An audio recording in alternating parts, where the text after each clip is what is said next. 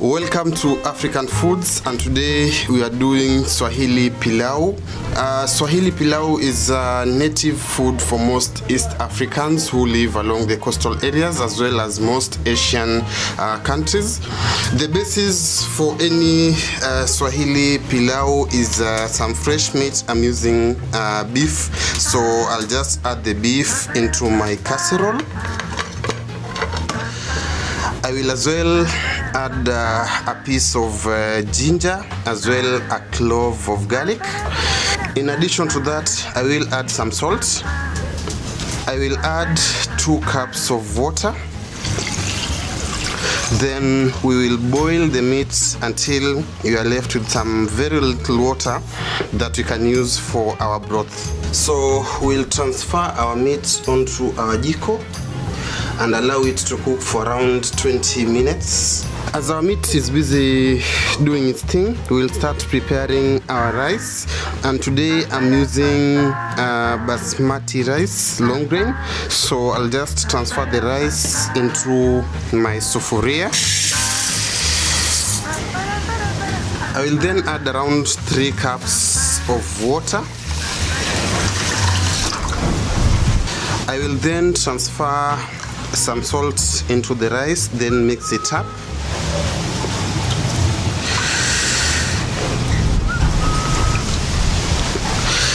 Then after that, I will leave my rice to soak for around 30 minutes. And now this is our rice. After waiting for 30 minutes, I have washed it around 3 times. So as you can see, the water is now even cleaner. And one way to know if your rice is very clean is when you add in more water as you wash it, it now will be less milky as initial. As well, the purpose of adding the salt into the rice was to make our rice cook the final product of our pilau to be rice that is not too much sticky to each other. So that is a technique that I discovered through some own experience cooking pilau and other rice delicacies. And guys, as you can see, our beef is ready. The level of broth has completely reduced. Now guys, we usually have 2 ways of cooking pilau. We have guys who completely eliminate the broth completely. I'm using the second method, in which I'll be using the beef broth to prepare my Swahili pilau. So I'll just transfer the beef broth into this purple container and remain with the beef separate, because we'll be using the beef broth at a different period of our cooking, and the beef will as well be used at a different period.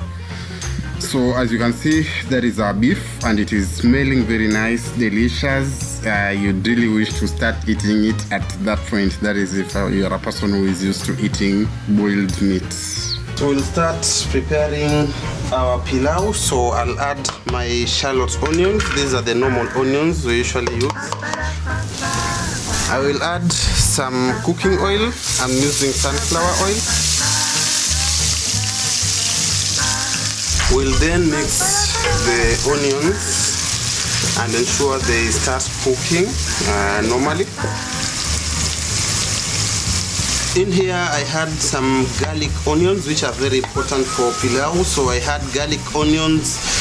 In addition to that, I had prepared some ginger, so I smashed them together and came up with this, which is a mixture of garlic and ginger, ambayo in Swahili we call tangawizi na kitunguu thomu. So that is usually very important. I'll add that in.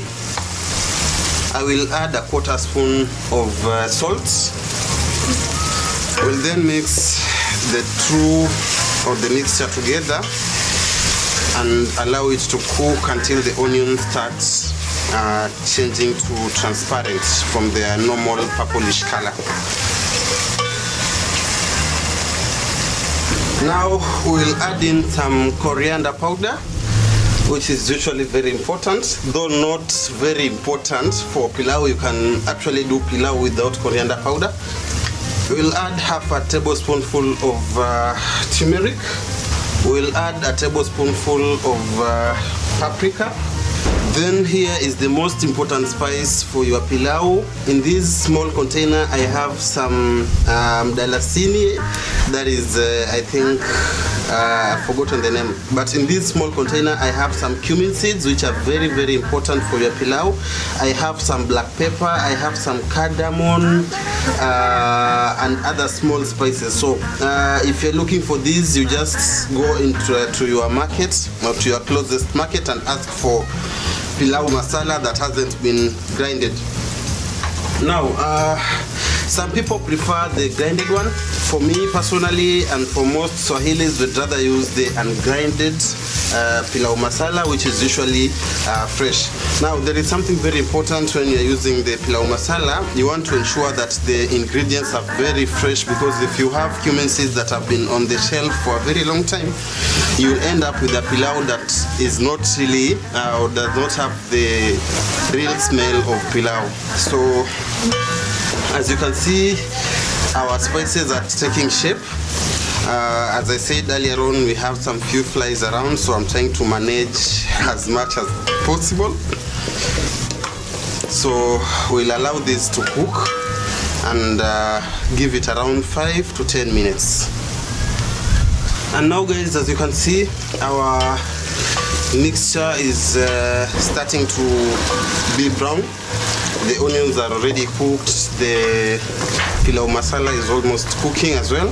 So this is the most important stage for your pilau. You need to add in the meat that we boiled. So I'll just add that in. And contrary to what many people believe, that for you to have a brown pilau, you must add some soy sauce in. Any person who is adding soy sauce to pilau is a person who actually doesn't know what pilau is. So if you find someone adding soy sauce into pilau, then what they're cooking is not really pilau. The brown color for pilau is usually as a result of you having to prepare your meat properly. So as I've just put in the meat, I'll leave it to cook until it is almost starting to burn, is when I'll add in the water and the rice and finish the whole procedure. So I'll cover it and give it around 10 minutes.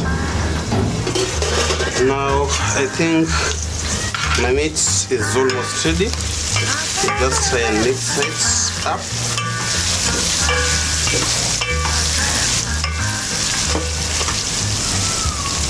We will add in some salt, that is about a spoonful of salt, and mix it up.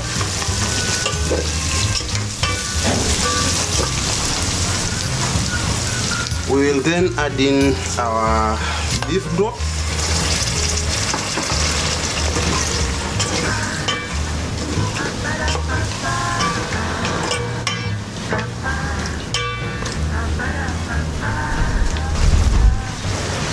And now, as you can see, our meat has started boiling.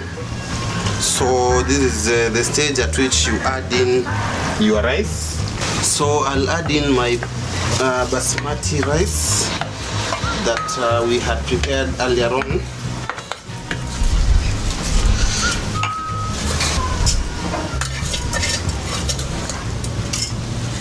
Then we'll mix it evenly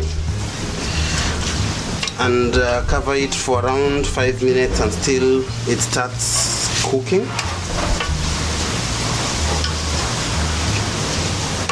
We'll mix it evenly, as you can see.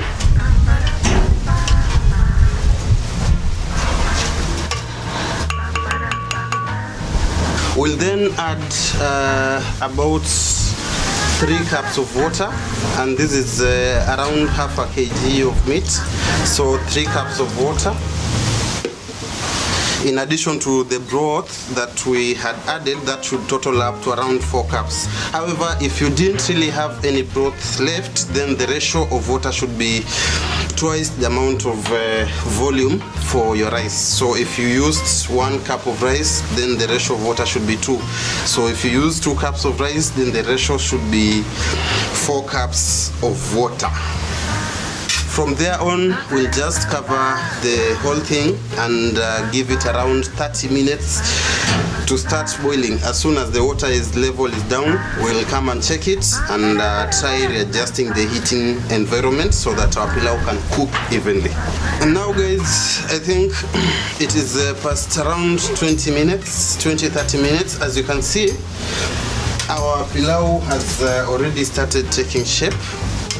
So at this point, we want to try and ensure our pilau cooks evenly. So what we'll do here is just simple. I'll use an aluminium foil and try and cover our sufuria or our cooking pot. Then once we are done with that, I'll return this cover on top.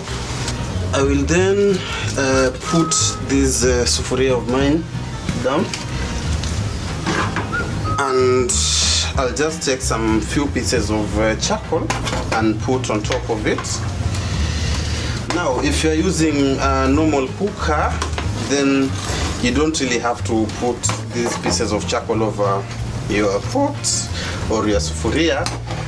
But normally, since I have been very young until now, this is what we have always been doing, and we never really had the luxury of using a cooker, so we just use normal charcoal or firewood. So I think this is enough, and this will cook the pilau from below. So I'll just return the sufuria onto our jiko, and now we have something like this. So what will happen is that the heat from the bottom of the jiko will cook the pilau from below. The heat from above will try and maintain the same heat in the sufuria. So we'll end up with a well-cooked pilau, and the rice should be slightly dry, so the pieces of rice should be able to separate and not a very sticky pilau. So let's meet after around 10-20 minutes. And now we'll be making something very important. If you have been to Mombasa or Zanzibar, you know that your pilau is not complete without something known as kachumbari. For our kachumbari, we have our tomatoes, we have our onions, and for the onions, it is important you have them sliced in a circular manner as it is here. So I'll just transfer most of the onions. The ratio of onions to tomato can be equal, though for my case I usually like my kachumbari with more tomatoes as compared to onions. Now we'll try and mix these two together, which is very important if you're doing your kachumbari. Now kachumbari is more of a salad, and it usually has some sort of an acidic taste or flavor to your pilau. So we'll add some salt. That is about a tablespoonful of salt, though you can add the salt to your own taste. In addition to that, I have a lemon.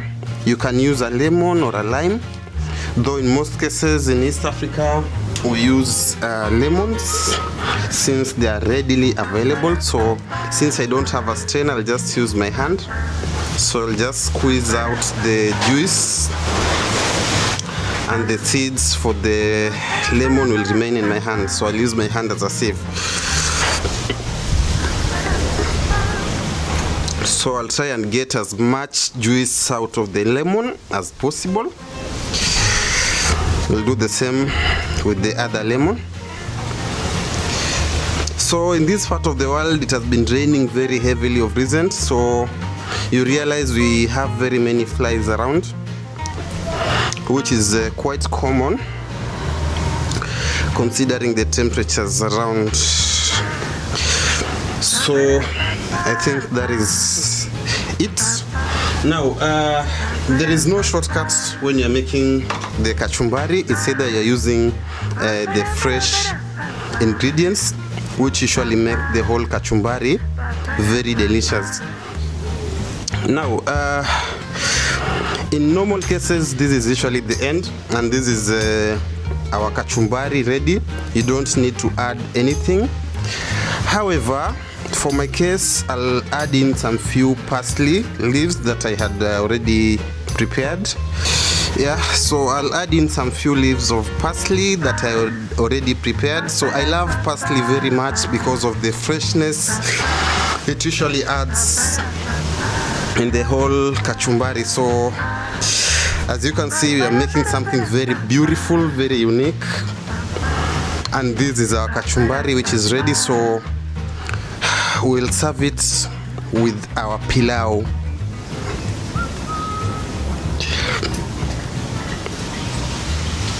And guys, this is almost past 30 minutes if I'm not wrong, and one of the most important things to do when preparing your Swahili pilau is to let it cook at very low heat for a very long time. Now this is the most important part in which we have to know whether our pilau is cooked or not cooked. So I will open the aluminium foil. As you can see, there is some steam coming out, and boom, there is our pilau. As you can see, everything is looking very beautiful. Our rice is well cooked. The rice is not sticking to each other. As you can see, everything is as perfect as possible, and there are very many flies, as you can see around. Don't mind the charring of the rice on the sides, it is quite normal. And this is our pilau, it is ready. And I think this is as well is the end of this video. So what follows is serving. So thank you guys for watching this video. Kindly subscribe to African Foods Through Cuisines. This is our channel, and like this video, comment if you have anything to comment, and share this video widely. So thank you guys for watching, and let's meet in other videos. For our case, we prepared some kachumbari. If you didn't watch, there is a video of that. So I'll add a small amount of kachumbari. This is how we usually eat our pilau here in Africa. In addition to that, our pilau is usually served with a banana in it. So the banana introduces a sweet flavor in the pilau. And lastly, there is usually some pepper sauce, in which we usually call it pilipili ya kukaanga, which is just a mixture of tomatoes, garlic, some pepper, and other few spices.